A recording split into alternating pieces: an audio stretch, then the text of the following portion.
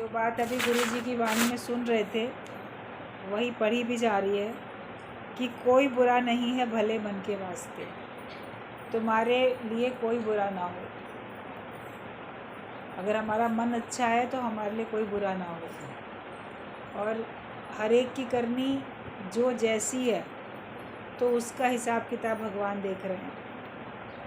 हर एक अपने अपने किए का हिसाब किताब सामने उसके आएगा, उसको भोगना पड़ेगा। तो हम दूसरे की बुराई देख के उसके अपने नए कर्म क्यों बनाएं। गलती दूसरा करता है, उस दूसरे गलती को हम मन में रख लेते हैं और हम उसको बार बार दोहराते रहते हैं या औरों को बताते रहते हैं।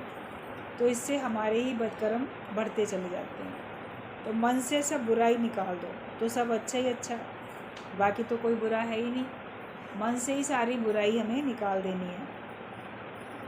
जगत तुम्हारे लिए बन जाता है जैसा तुम ख्याल करते हो। तुम जैसा ख्याल करते हो तुम्हारे लिए वैसे ही जगत बन जाता है। तुम इसको अच्छा करके देखते हो तो अच्छा बन जाता है, बुरा करके देखते हो तो बुरा बन जाता है। कई बार एग्जाम्पल देते थे सत्संग में गुरुजी कि फिल्मों में देखा करो, अगर बरसात हो रही है तो हीरो या हीरोइन अगर खुश है तो उसको सारी प्रकृति खुश नज़र आ रही है, बादल भी झूमते बरसते नज़र आ रहे हैं, उसमें भी वो अच्छे गीत गा रहा है। लेकिन अगर वो दुखी है तो उसको बरसात भी लग रहा है कि बादल भी रो रहे हैं, वहाँ भी दुख है। वो भी जैसे मेरी आँख से आंसू टपक रहे हैं ऐसे बादल भी आंसू टपका रहा है। तो जैसा भाव हम रखते हैं वैसी सृष्टि हमको दिखने लगती है। सृष्टि तो बाहर से वैसी। अभी कोई खड़ा है कहीं बिल्डिंग के सामने या किसी जगह पे, उसके सामने कोई प्राकृतिक ऐसे दृश्य है तो सब अपनी अपनी भावना अनुसार करते हैं। एक एग्ज़ाम्पल दृष्टांत के तौर पे दिया जाता था सत्संग में कि एक बार जंगल से रास्ता होके गुज़रता था तो मौसम ख़राब हुआ तो कुछ लोग पेड़ की शरण लेके खड़े हो गए कि जब ये मौसम ख़राब जो है ठीक होगा, बारिश है, तूफ़ान है, जब ये रुकेगा तब आगे बढ़ेंगे। तो उसमें कोई चोर भी था, कोई उसमें व्यापारी भी था, कोई उसमें संत भी था, कोई साधारण व्यक्ति, कोई दुखी भी था, कोई खुश भी था। सभी तरह के लोग थे। कोई कवि था, कोई कैसे थे, चित्रकार था। तो इस तरह के लोग जो थे एक एक करके वहाँ पे उस बड़े से पेड़ की शरण लेने के लिए खड़े होते चले गए। अब जब खड़े हुए तो सामने एक पुराना ऐसे किला कोई टूटा फूटा था, बिल्डिंग पुरानी, और पीछे से दृश्य भी कुछ प्राकृतिक, कहीं पहाड़ का कहीं कैसा। तो वो जो देख रहे थे तो सब देख देख के सबके भाव अपने अलग अलग थे। जो संत था वो सोच रहा था कि देखो बिल्डिंग बनती है, पुरानी पड़ जाती है, खंडर हो जाती है और एक दिन पूरी धराशायी हो जाएगी, फिर इस जगह पे नई बिल्डिंग का भी निर्माण हो जाएगा।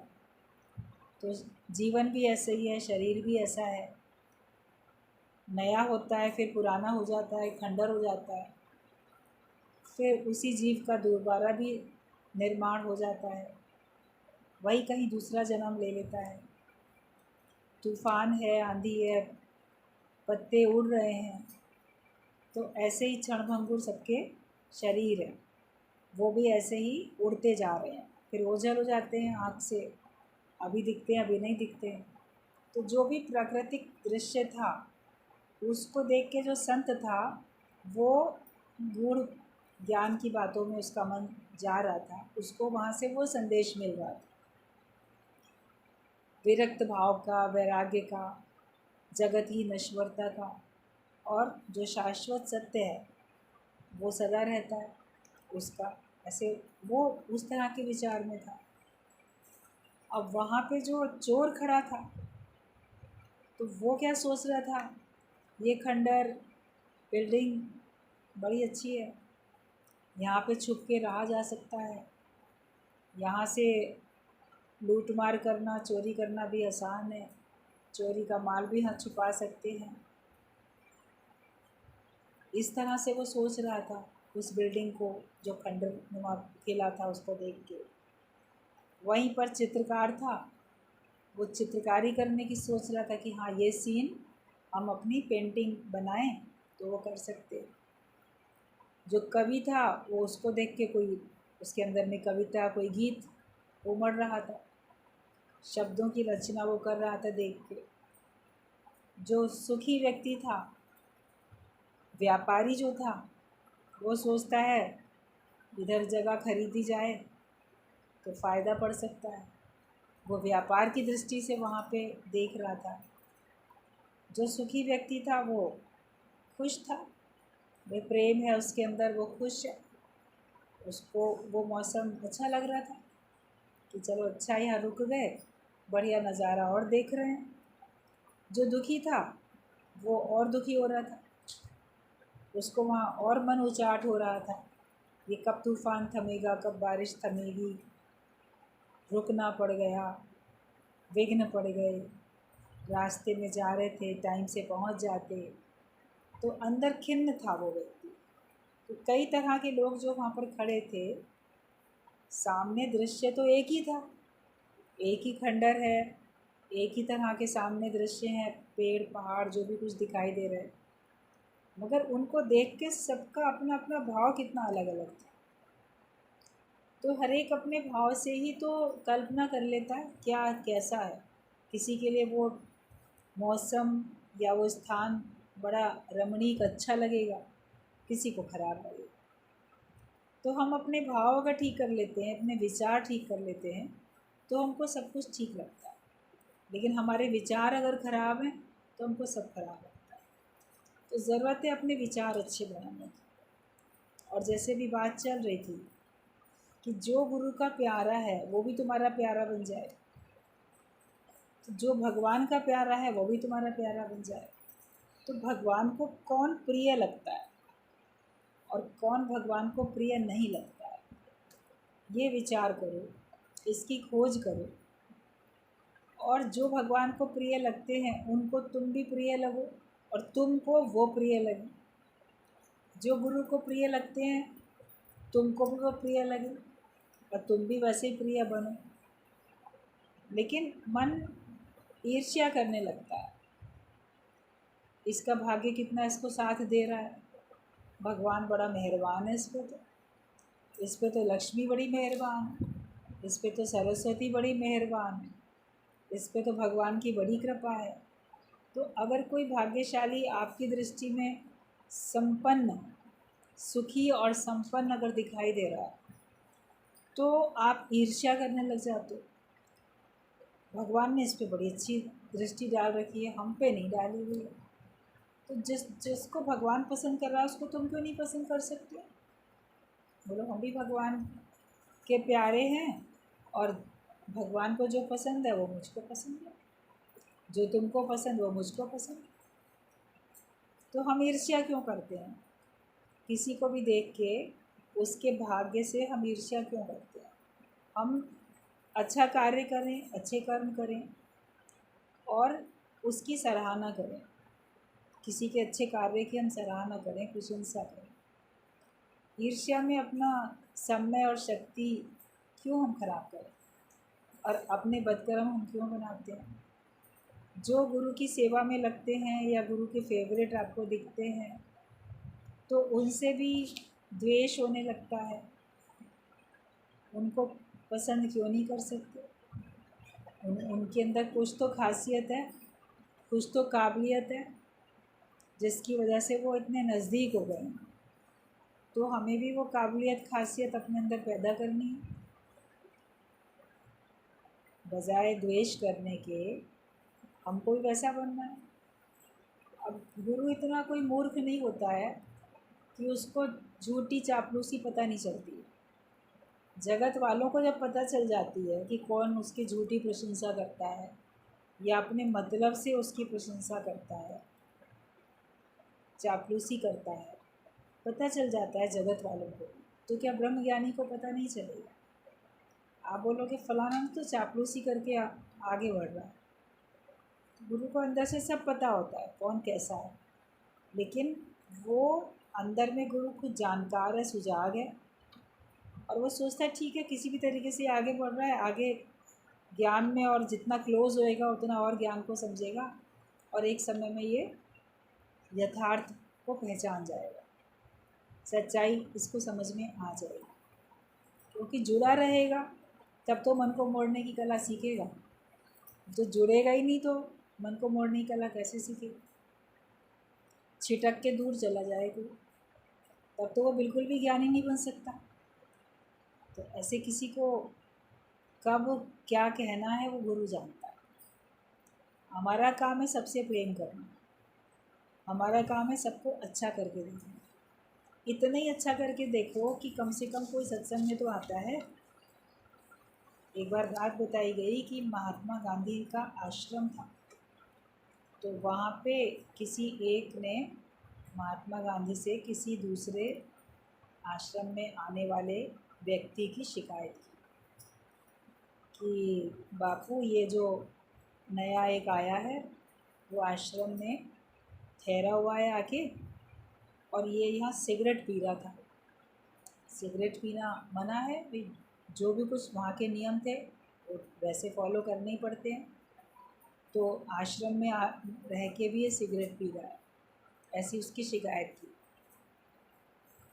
तो महात्मा गांधी ने उसको कहा कि अच्छा, बड़ी अच्छी बात है कि सिगरेट पीने वाले लोग भी आश्रम में आने लगे हैं।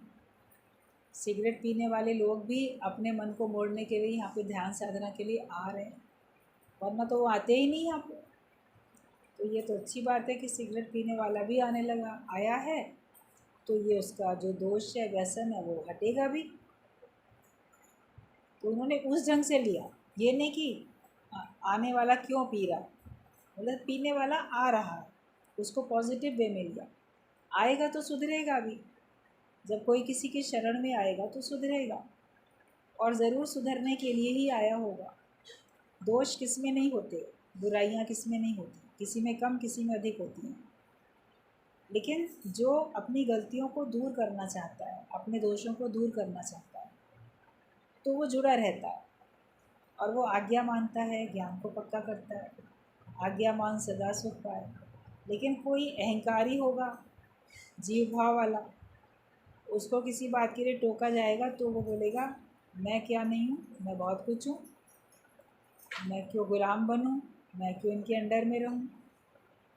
तो वो आश्रम छोड़ के चला जाएगा या सत्संग छोड़ के चला जाएगा, तब तो उसका सुधार हो ही नहीं सकता ना। अगर गुरु के आश्रम में आके या गुरु की दृष्टि में आके भी अगर कोई नहीं सुधरा तो कहाँ सुधरेगा, उसके लिए तो कोई स्थान और बना ही नहीं है। बिन गुरु ज्ञान कहाँ से पाऊँ, हो ही नहीं सकता कहीं।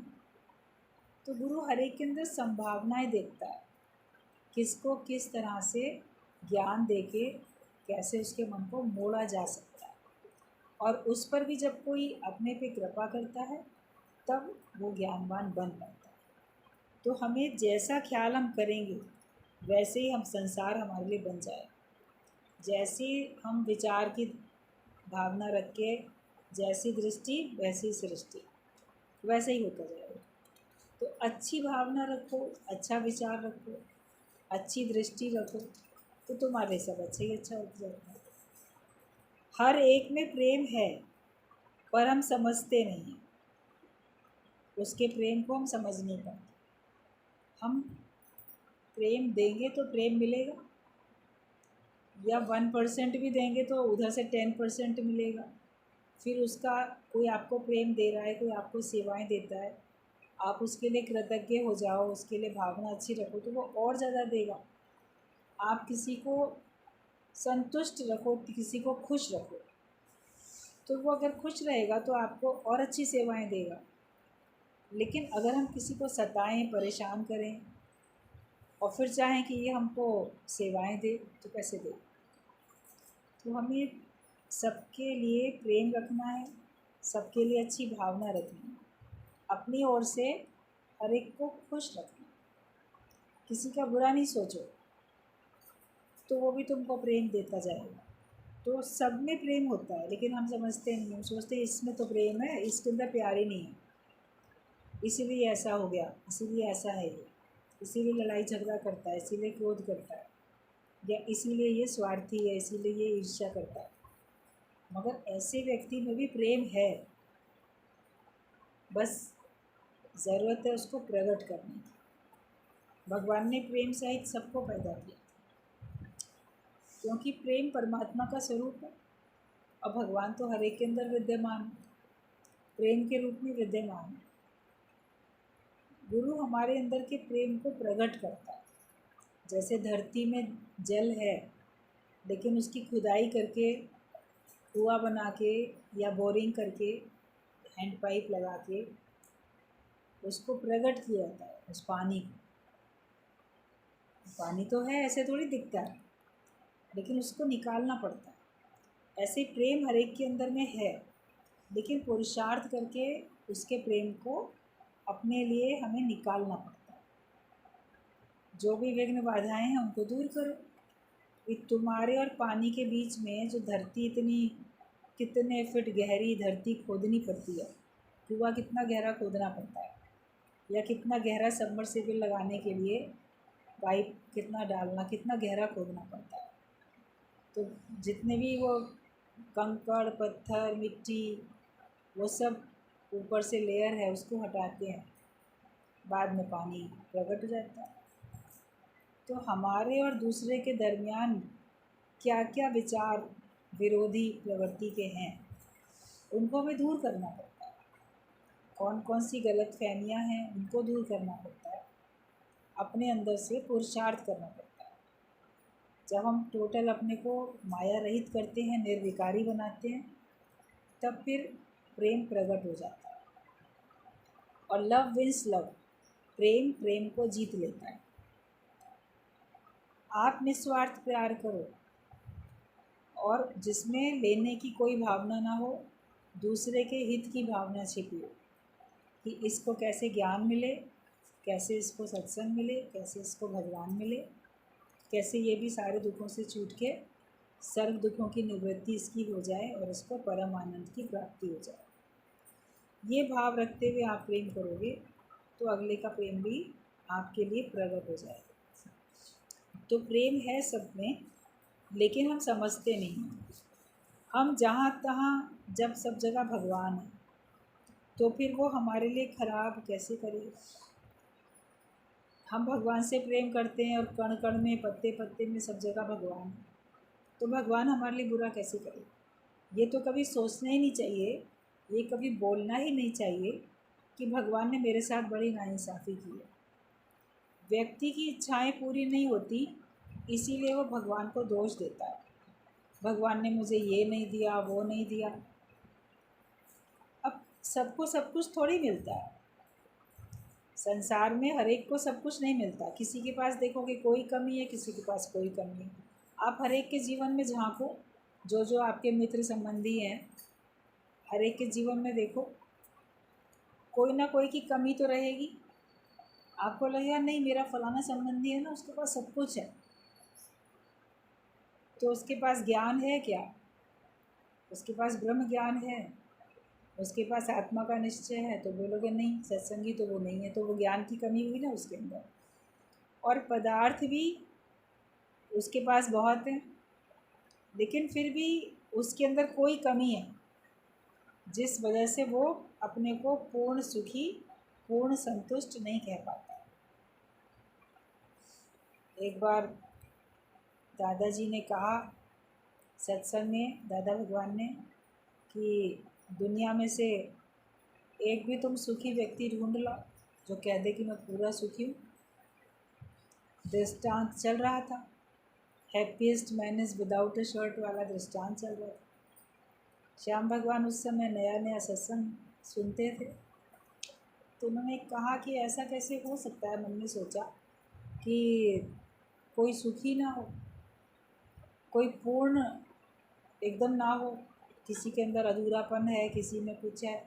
कई तो हैं ऐसे जो पूरी तरह से कह देंगे हाँ मैं पूरा सुखी हूँ, हैप्पीएस्ट हूँ बोलकर। तो उन्होंने कहा कि ऐसा नहीं है, दुनिया में बहुत लोग खुश हैं, बहुत सुखी हैं। तो उन्होंने कहा तुम जाओ और पूछ के आओ। तो मैं सोचा कि हमारे तो बिज़नेस के इतने सारे दोस्त हैं, पार्टनर्स भी हैं और भी सब हैं, बड़े मस्त हैं। माया में तो सब बड़े मस्त दिखते हैं, उनके पास सब कुछ है। तो ऐसे जब दोस्ती में पूछा कि तुम पूरी तरह से खुश हो, तुम्हारे अंदर कोई कमी तो नहीं, तुम्हारे पास कोई दुख तो नहीं, तो सब ने कोई ना कोई कमी बताई। जब मित्रता रख के पूछा गया तो हर एक ने कोई ना कोई अपना दुख बताया कि नहीं मेरे पास ना अभी ये दुख है, मेरे पास वो दुख है। तो लगा कि वाकई जो गुरु नानक देव ने बोला है कि नानक दुखिया सब संसार, तो सही बात है, सब दुखिया है। और सो सुखिया जिस नाम आधार, जिसको नाम का आधार है वही सुखी है। हम आधार लेंगे अपने शरीर का, आधार लेंगे अपने परिवार का, आधार लेंगे धन दौलत का, तो वो तो मिटने ही वाली है, जाने वाली है अभी अभी नहीं है, या कभी है और तुमको उससे सुख नहीं मिलेगा, तुमको उससे दुख मिलेगा, वो किसी और को सुख देता हुआ दिखेगा। आपका बेटा अपनी पत्नी और अपने बच्चों को सुख देता हुआ दिखेगा, मान लो आपको सुख देता हुआ नहीं दिखेगा, तो आप बोलोगे बेटा है तो, लेकिन वो मेरे को पूछता नहीं है, मेरी कदर नहीं करता, ऐसा नहीं करता हुआ, तो वो मन फिर दुखी हो जाएगा। आज सुखी कल दुखी, फिर सुखी फिर दुखी, ऐसे दुख सुख के झूले में मनुष्य झूलता रहता है। लेकिन हम सदा के लिए सुखी कब हो जाते हैं? जब हम केवल एक भगवान का आधार लेते हैं। तो हम ये देखें कि जब तुम जो हो सब तरफ ये समझोगे कि भगवान जो है हर जगह पे, तो मेरे लिए भगवान कोई खराबी कर ही नहीं रहा, क्योंकि वो भगवान मेरा मित्र है। कोई चीज़ नहीं मिली तो उसके पीछे कोई कारण, उसके ना मिलने में ही भलाई। हो सकता है उसके मिलने में तुम्हें कष्ट ज़्यादा मिले, इसीलिए भगवान तुमको उससे बचा के रखना चाहता है। मगर हम माया के सुख बहुत चाहते हैं, तो वो मिलेंगे तो आप उसके झमेले में भी पड़ोगे, फिर उसकी चिंता में भी पड़ोगे। अभी किराए का घर है मान लो, फिर बोलोगे अपना होना चाहिए, अपना घर हो अपना घर। मकान मालिक धक्के मार के 2-3 साल में सब निकालते रहते हैं, हम बार बार शिफ्ट होते रहते हैं। अपना घर होना चाहिए, अपना घर हो जाता है, फिर आप उसमें फंस जाते हो। सुखी तो तभी भी नहीं रहते। अगर किराएदार सुखी नहीं है तो मकान मालिक भी सुखी नहीं दिखता है, उसके पास भी कोई ना कोई झमेला रहता है, तो सारी चिंता उसे ही करनी पड़ती है, सब नुकसान उसी का होता है। ऐसे संसार में कुछ भी हो तो उसमें दुख सुख दोनों हैं। हम सोचते हैं शायद अकेला सुख है, लेकिन अकेला सुख नहीं है, उसमें दुख भी छिपा हुआ है। माया में दुख भी छिपे हुए हैं, लेकिन मिलता है सच्चा सुख केवल भगवान तुम्हारे चरणों में। जो भगवान की शरण में जाते हैं सच्चा सुख उनको मिलता है। बाकी भगवान के ऊपर सौंप के बैठता है ज्ञानी कि जो उसकी प्रारब्ध का होगा। पुरुषार्थ करो भले, बिना पुरुषार्थ के नहीं मिलता कोई कुछ भी पदार्थ। आप उसके लिए पुरुषार्थ करो, लेकिन रिज़ल्ट आपको मिलता है आपके फेवर का या नहीं मिलता है, कर्म करने में तुम्हारा अधिकार है, फल में तुम्हारा अधिकार नहीं। जैसा भी भगवान चाहेंगे वैसे ही फल मिलेगा, उसमें संतुष्ट रहो। आपने सोचा मुझे ये चीज़ मिल जाए, मिल गई, भगवान का शुक्र मना लेते हो, नहीं मिली तो भी शुक्र मनाओ। दोनों तरह से तो शुक्रिया अदा करना सीख जाओ कि भगवान हम आए थे अकेले, जाएंगे भी अकेले, और इस बीच के समय में हम अपने सारे कर्मों का हिसाब किताब भोग के जाएंगे। नए कर्म नहीं बनाएंगे और हम पुराने कर्मों का फल भोग कर जाएंगे, तो हमारे खाते में कोई कर्म रहेगा ही नहीं, तो फिर हम मुक्त हो जाएंगे। इसलिए ज्ञानी हमेशा संतुष्ट रहता है। हमें अपने जीवन में संतुष्टि बहुत ज़रूरी है। सेटिस्फाइड होके रहो, ऐसे परेशान होके नहीं रहो। जो है जितना है उसमें मन को खुश रखना सीख जाओ। आखिर भी तो छोड़ना ही पड़ता है। जब वानप्रस्थ में जाते हैं लोग तो अपना राजा अगर है तो राज्य पूरा छोड़ के जाएगा, घर गृहस्थी वाला है तो अपनी पूरी घर गृहस्थी छोड़ के जाए। आखिर तो छोड़ना ही पड़ेगा ना, परमात्मा की प्राप्ति के लिए, ज्ञान की प्राप्ति के लिए छोड़ना पड़ेगा। और नहीं तो देह तो एक दिन आपकी छूटेगी तो सब छूट ही जाएगी। तो पहले से ही छोड़ के बैठो, निरासक्त भावना से बैठो। बोलो कोई चीज़ है, अच्छी बात है, नहीं है, बोलो नहीं है तो भी तो मेरे को होती तो भी मुझे छोड़ना पड़ता, नहीं है तो अच्छी बात। इसलिए ज्ञानी हमेशा खुश रहे और हमें अपने आप को सदा प्रसन्न रहने की आदत डाल लेनी चाहिए। तो हमें बस ये देखना है कि भगवान जहाँ तहाँ है तो वो हमारी खराब कैसे करेगा हमारे लिए। जो सब में भगवान देखता है वो भगवान स्वयं हो जाता है। तुम ज्ञान सुनो तो मन से सुनो, सिर्फ कानों से नहीं सुनो। ज्ञान अगर सुनते हो तो मन लगा के सुनो, मन से सुनो, केवल कानों से नहीं सुनो। कानों से तो गाना भी बजता रहता है, टीवी सीरियल चलते रहते हैं, आप गृहणियाँ घर का काम करती रहे, कानों से तो बहुत कुछ सुनते रहते हो। लेकिन ज्ञान सुनो तो मन लगा के सुनो, उसमें हमारा पूरा मन चला जाए। तो केवल कान से नहीं लेकिन मन से सुनो। शरीर के अहंकार को छोड़ दो, तभी तुमको नम्रता आएगी। जो अपनी देह का अभिमान करता है, मैं बहुत कुछ हूँ, तो कभी भी किसी के आगे झुक नहीं सकता, किसी के आगे वो नम्रता कर नहीं सकता। तो शरीर के अहंकार को छोड़ दो, तभी तुमको नम्रता आएगी। अपने को जानने में ही मज़ा है। जब तक नहीं जानेंगे तब तक सुखी दुखी होते रहेंगे। बाहर से, दूसरे से सुख दुख लेते हैं, बाहर का आधार लेते हैं, तो उनके जाने का डर भी रहे। आपने कोई भी बाहर का आधार लिया तो उसके जाने का डर भी रहे। सुख की खातिर जोड़ी माया, सुख तो हाथ ना आए। भगवान का समझ के रहोगे तो डर नहीं रहेगा, अपना समझ के बैठते हो तो डर होता है। तो बाहर से किसी का भी आधार नहीं लो, अंदर से भी बाहर से भी लो। एक तू ही आधार, बस भगवान एक, तुम ही मेरे आधार हो। मैंने तुम ही का सहारा लिया और तुम ही के सहारे में चल रहा। तो फिर आप देखोगे आपकी प्रसन्नता कभी घटेगी नहीं, कभी ख़त्म नहीं होने वाली, घटने वाली नहीं है, कभी समाप्त होने वाली नहीं।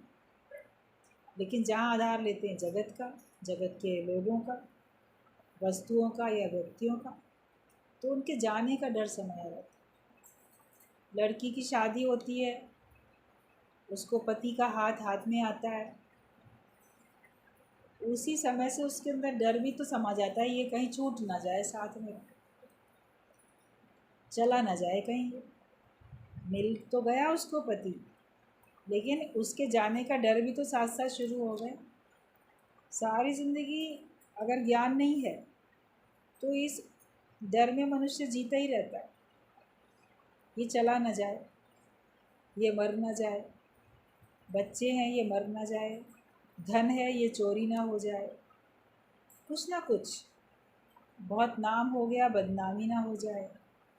किसी न किसी प्रकार के डर में मनुष्य जीता रहता है। एक ज्ञानी है जो निर्भयता में जीता है, किसी प्रकार के डर में नहीं रहता, उसको किसी की परवाह नहीं, क्योंकि वो केवल एक भगवान का बन के रहता है। जगत में रहोगे जगत वालों की तरीके से तो तुमको जगत के सारे भय तुम्हारे अंदर आएंगे ही आएंगे। तो बाहर से दूसरे से सुख लेते हो, दुख सुख लेते हैं, तो बाहर का आधार लेते हो, तो उनके जाने का डर भी रहेगा। अपने को समझो कि मैं सर्वशक्तिमान हूँ, भरपूर हूँ, सब कुछ मेरे ही अंदर है, परमात्मा भी और मन भी। अब तुम्हारे ऊपर है कि तुम किसके बनते हो, मन के बनते हो कि परमात्मा के बनते हो। तुम्हारा मन तुमको क्या क्या दिखाता रहता है, जो मन दिखाता है वही तुम देखते हो और उसी का आधार भी लेते हो। क्या भगवान जो कुछ तुम्हें दिखाता है, ज्ञान से जो कुछ तुमको समझ में आता है, तो तुम किसका आधार लेकर बैठो? तुम्हारे ऊपर है, तुम भगवान का सहारा लेके बैठो या माया का सहारा लेके बैठो, जो चाहो वैसे करो। लेकिन जो भगवान के आधार पर रहेगा वो सदा सुखी रहेगा, सदा खुश रहेगा। लेकिन जो माया का आधार लेगा तो वो ज़रूर जाने वाली है या बदलने वाली है, घटा बढ़ी उसमें होती रहेगी। तो उस हिसाब से तुम्हारा दुख सुख भी घटता बढ़ता रहेगा, स्थिरता नहीं आएगी उसमें। कि तुम्हारे ऊपर है कि तुम किसके बनते हो, तुम संसार के बनते हो या तुम परमात्मा के बनते हो। निरिच्छा होने के बाद ही सारी प्रकृति दासी बनती है। अगर एक भी इच्छा है तो प्रकृति भी ठोकर लगाएगी। निष्कामी बनने में ही आनंद है। परम पद ब्रह्म आनंद को निष्कामी ही पाता है। हम परम पद पाना चाहते हैं, ब्रह्म आनंद को पाना चाहते हैं, तो उसके लिए हमको निष्कामी बनना पड़ेगा। और निष्कामी होने के लिए इच्छा रहित होना पड़ेगा। जब कोई इच्छा नहीं है तो आप देखोगे सारी प्रकृति आपके फेवर में है, सारी प्रकृति आपकी दासी बन जाती है और वो आपको सुख देने के लिए चलता है। कहीं भी आप जाओ वहाँ आपको सुख मिल जाएगा। कोई ना कोई बहाना कैसे बनेंगे कि आप तो सुखी होके आओगे वहाँ से, आपको तो सुख मिलेगा ही मिलेगा, क्योंकि आप इच्छा रहित। और जहाँ इच्छा लेके जाओगे तो पूरी नहीं होएगी तो आप परेशान भी होंगे। हमने तो सोचा था ऐसा होगा, ऐसा हुआ नहीं। ज्ञानी सोचता ही नहीं है, बोलता है जो भगवान ने सोचा होगा वो होगा, इसलिए वो उसी में मौज करके आता है। अगर एक भी इच्छा रखोगे तो प्रकृति भी ठोकर लगाएगी। और सच्चा आनंद जो है वो निष्कामी बनने में आनंद है। कोई कामना नहीं रखो और बिना कामना के परमात्मा के प्रसन्नता के लिए कर्म करो, वही निष्काम कर्म है। इच्छा छोड़ने में मन दुखी होता है, पर तुम मन की मत मानो।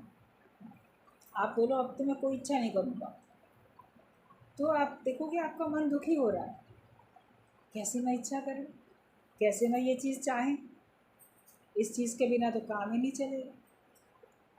परिवार के बिना काम नहीं चलेगा, पैसे के बिना काम नहीं चलेगा, सब कुछ होना चाहिए। तो मन फिर इच्छाएं दिखाता है और आप कहते हैं नहीं हमें कुछ नहीं चाहिए, तो आपका मन दुखी होता है। और मन दुखी होने से अगर तुम मन से बहुत अटैच्ड हो तो तुम भी दुखी होने लग जाते हो। तो हमें इच्छा रहित होके बैठना। इच्छा छोड़ने में मन दुखी होता है, पर तुम मन की मत मानो।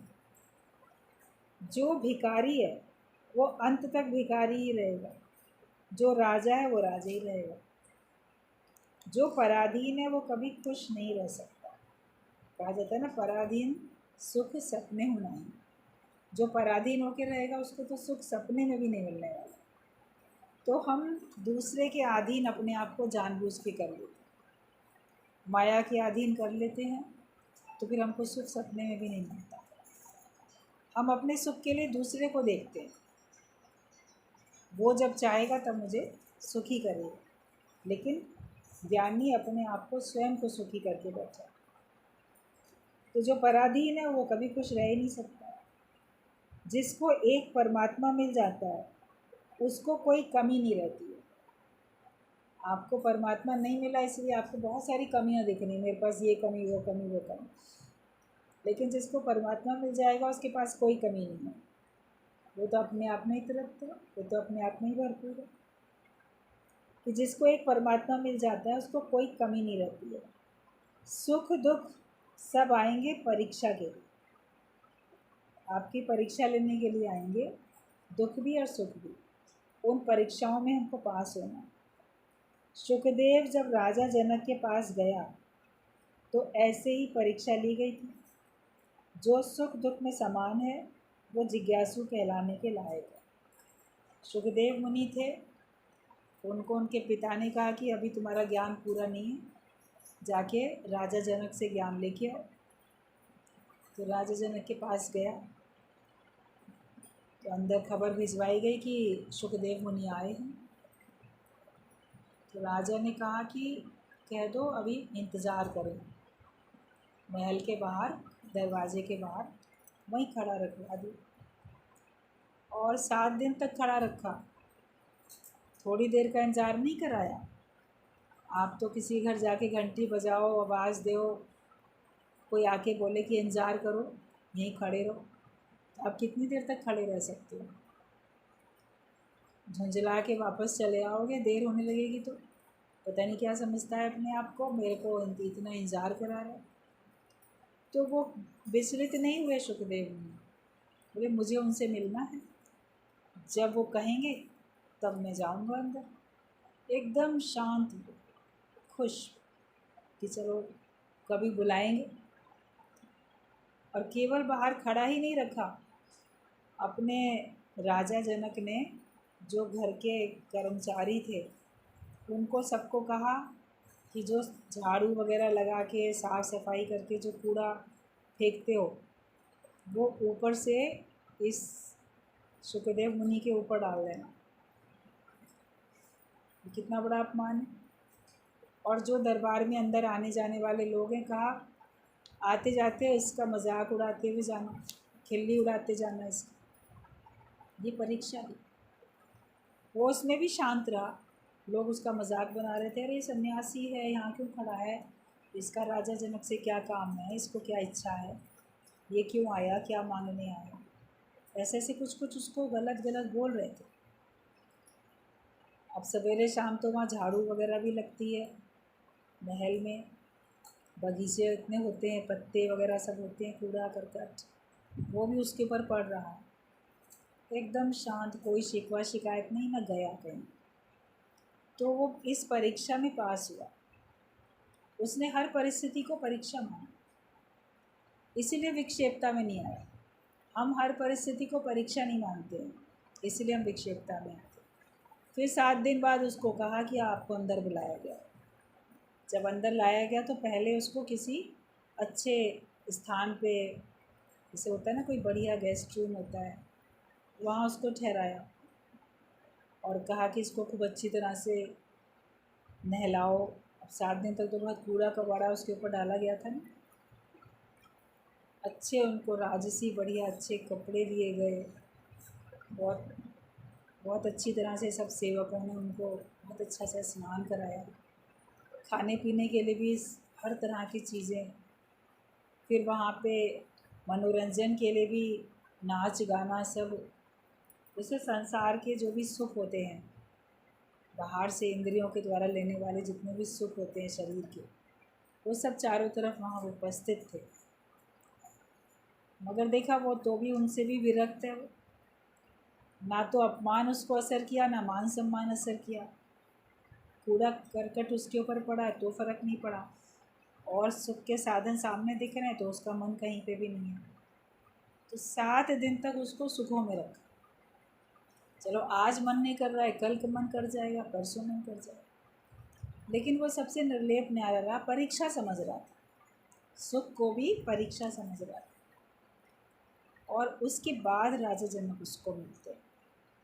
तो ये है कि दुख सुख दोनों परीक्षा, और दोनों में उपास हुए। तब उसने पूछा कि मुझे वो कौन सा ज्ञान है जिसको लेने के बाद फिर कुछ और ज्ञान लेना शेष नहीं रहता। बाकी तो मैं शास्त्रों का ज्ञान बहुत करके आया, आत्मा का ज्ञान मैंने बहुत पक्का किया, लेकिन पिता ने कहा है कि वो ज्ञान लेके आओ कि जिसको लेने के बाद और ज़्यादा कुछ लेने की आवश्यकता ही नहीं, लगे कि मुझे सब कुछ मिल चुका। तब राजा जनक ने कहा कि दुख में सुख में दोनों में जो तुम तटस्थ रहे, तो वो ज्ञान तुम्हें मिल गया। जो अपने को निर्लेप न्यारा रखता है, जो अपने को हर समय आत्मा हर समय ब्रह्म जानता है, अपने को ब्रह्म जानने के बाद, अपने को आत्मा जानने के बाद कुछ और जानना शेष नहीं रहता है। वरना हमें तो अभी ये वेद पढ़ लिया तो दूसरा पढ़ना है, ये पुराण पढ़ ली तो दूसरा, ये ग्रंथ पढ़ लिया तो दूसरा, और भी कुछ पढ़ना। लेकिन जिसने अपने को स्वयं को जान लिया और उसमें वो स्थित हो गया, उसके बाद उसे कुछ और जानना शेष ही नहीं रहता। तो वो उसकी परीक्षा में जब वो पास हो गया तो उसको वो मोहर लग गई ब्रह्मज्ञानी राजा जनक के द्वारा, और वो झुका, उसने राजा जनक को गुरु माना अपना। वरना एक सन्यासी किसी गृहस्थी को गुरु कैसे मानेगा? या वो सोचेगा कि मैं तो इस जाति का हूँ, इस कुल का हूँ, मैं इसको क्यों मानूँ। कितने कितने भावनाएं होती ना, अहंकार आते देर थोड़ी लगती। तो वो खुश हो गया राजा से के इस बात से। फिर कहता है आप मेरे गुरु हैं, आपने मुझे वो बोध करा दिया। समझ तो थी लेकिन ऐसा बोध करा दिया। तो अब मैं आपको कुछ गुरु दक्षिणा देना चाहता हूँ। तब राजा जनक ने सोचा इसके अंदर अभी तो मैं पड़ी, मैं देना चाहता हूँ।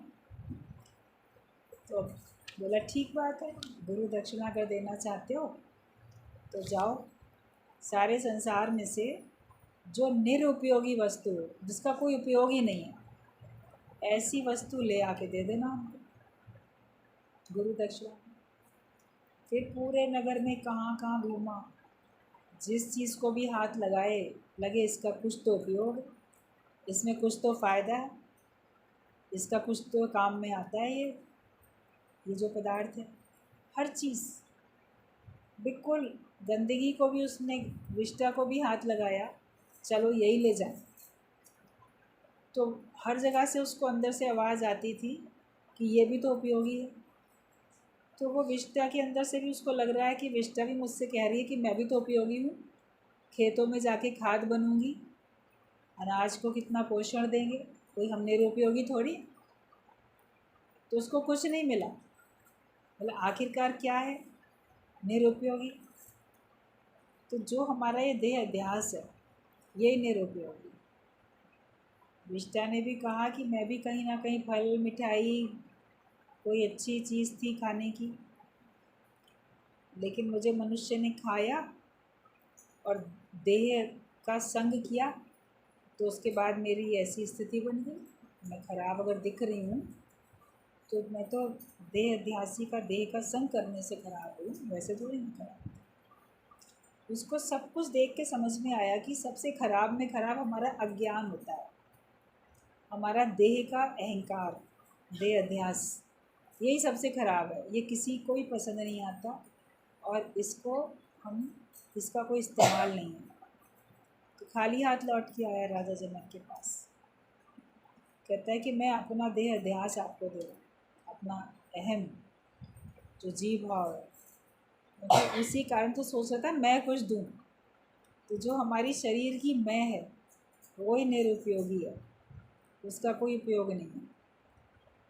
जब देह की मैं ख़त्म होती है तब तो ब्रह्म की मैं कर पाते हो, अहम ब्रह्मास्मि, तभी तो कर पाते हो, मैं ब्रह्म हूँ। लेकिन मैं देह हूँ तो ये व्यर्थ है, मैं ब्रह्म हूँ तो इसी में सार्थकता है। तो वो अपनी मैं को भेंट करके आता है, अपने देह अध्यास को भेंट करके आता है, और उसके बाद उसको कभी भी एक बार जो चीज़ अर्पण कर दी, फिर वो कभी भी उसमें अटकता नहीं, उसके अंदर की मैं हमेशा निकल जाती। मैं ज्ञानी, मैं इतना बड़ा, मैं ऐसा, ये मैं ख़त्म हो जाती है। और वो बिल्कुल जैसे एक बालक की तरीके से रहता है, जैसे छोटा बच्चा होता है, वो कितना भोला भाला, उसके अंदर अपनी मैं भी नहीं होती। छोटे बच्चे को अगर आप निर्वस्त्र भी कहीं ऐसे खड़ा रहेगा, उसको फ़र्क ही नहीं पड़ने वाला, उसको कोई भाव ही नहीं है देह का। तो ऐसे ही राजा को अपना मैं देने के बाद, अज्ञान अपना देह अध्यास देने के बाद, सुखदेव मुनि भी बिल्कुल ब्रह्म रूप होकर ही रहे। एक बार वो जा रहे थे तो आगे क्या देखा कि नदी थी, तालाब, तो वहाँ पर लड़कियाँ नहा रही थी, गांव की लड़कियाँ। तो ऐसे ही नहाती रही वो, और सुखदेव मुनि वहीं से चले गए गुजर के, उनको कोई फ़र्क ही नहीं पड़ा लड़कियों को। पीछे पीछे उनके सुखदेव के जो पिता थे वेद व्यास, वो चले आ रहे थे। वो तो बड़े बुजुर्ग थे और ये तो जवान था लड़का बिल्कुल। तो जब वो आ रहे थे तो उनको आता हुआ देख के लड़कियों ने अपने को ज़रा वस्त्र से ढकना शुरू किया, भाई आ रहे हैं, अपने को ऐसे नहा रहे हैं, खुले में ढक लें अपने आप। तो ये देख के उसके पिता को बहुत गुस्सा आया, कहता है तुम लोग, मैं इतना बड़ा बुजुर्ग आ रहा हूँ तब तुमको लाज आ रही है, तुम अपने को ढक रही हो, और अभी जो जवान लड़का आगे से मेरा गया उसको देख के तुमको नहीं लगा कि एक जवान पुरुष लड़का जा रहा है, मैं तुम ढक लो। तो उन लड़कियों ने बड़ा अच्छा जवाब दिया, बोली महाराज जब सुखदेव मुनि हमारे बीच में से गुजर के जाते हैं और गए तो हमको लगा ही नहीं कोई पुरुष गया, लगा जैसे कोई छोटा बच्चा। अब घर में छोटा बच्चा है, उसके आगे हम कपड़े भी बदल लेंगे, हमको फ़र्क नहीं पड़ेगा। लेकिन आपको आते हुए देखा तो हमको एहसास हुआ कोई पुरुष आ रहा है, बड़ा व्यक्ति आ रहा है, हमको ढकना चाहिए। तब उनको भी समझ में आया कि उसका देह अध्यास इतना गुम हो चुका है कि दूसरों को भी नहीं पता चलता कि वो कोई देह में रहता है, वरना दूसरे महसूस करेंगे ना ये कौन है फलाना। तो जो अपने को इतना बी नथिंग कर लेता है तब वो समझो कि ब्रह्म में टिकता है, जिसको खुद भी देह का भाव नहीं होता। कार्य भी सारे होते रहते हैं, मर्यादा में भी रहता है, लेकिन वो देह के भाव में नहीं रहता। उसने अपने देह का भाव वो सब दे दिया होता, ईश्वर को अर्पण कर दिया होता। ज्ञान की अग्नि में उसका अज्ञान जल के ख़त्म हो चुका होता।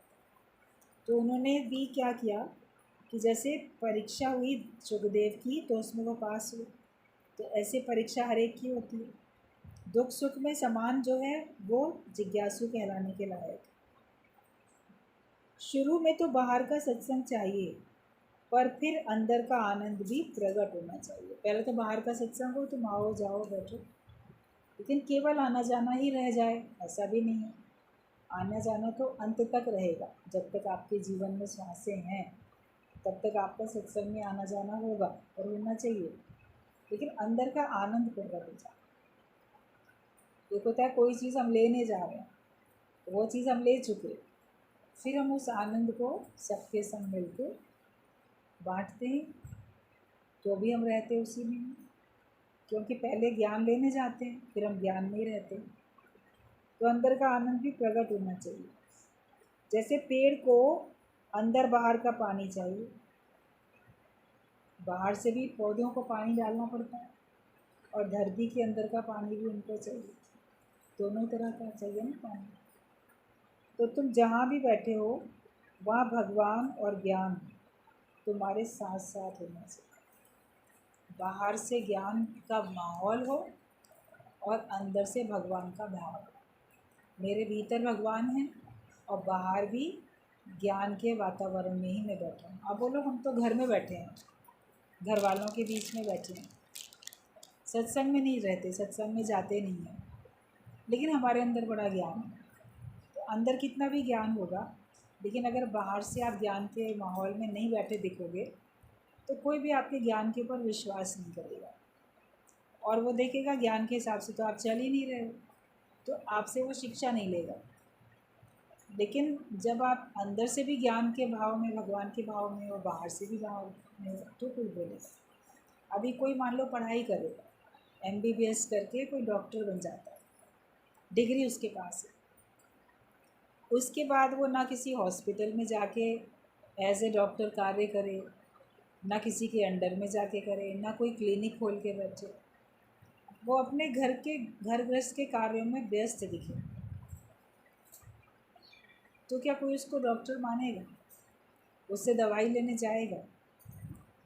बोलेगा हाँ इसने पढ़ाई ज़रूर करी थी, MBBS पूरा किया था, डॉक्टर बन गया था, लेकिन ये कभी पेशेंट्स के बीच में नहीं है, कभी किसी का इलाज नहीं किया, ना हॉस्पिटल में रहता है, ना क्लिनिक खोल के बैठा है, तो कोई बीमार पड़ने को उसके पास नहीं जाता, वो फिर किसी कायदे के डॉक्टर के पास ही जाते। तो वो पढ़ाई तो थी, लेकिन उसने बाहर से माहौल कैसा है, बाहर से तो वो दिखता ही नहीं है क्लिनिक या हॉस्पिटल में, तो उसके ऊपर लोग ज़्यादा विश्वास नहीं करते। तो हमें बाहर से भी सत्संग में रहना है और अंदर से भी हमको भगवान के और ज्ञान के विचार में रहना है, तब आपकी सही में उन्नति पूरी तरीके से होगी। तो हमेशा जहाँ भी बैठो बाहर का और भीतर का ज्ञान का माहौल अपना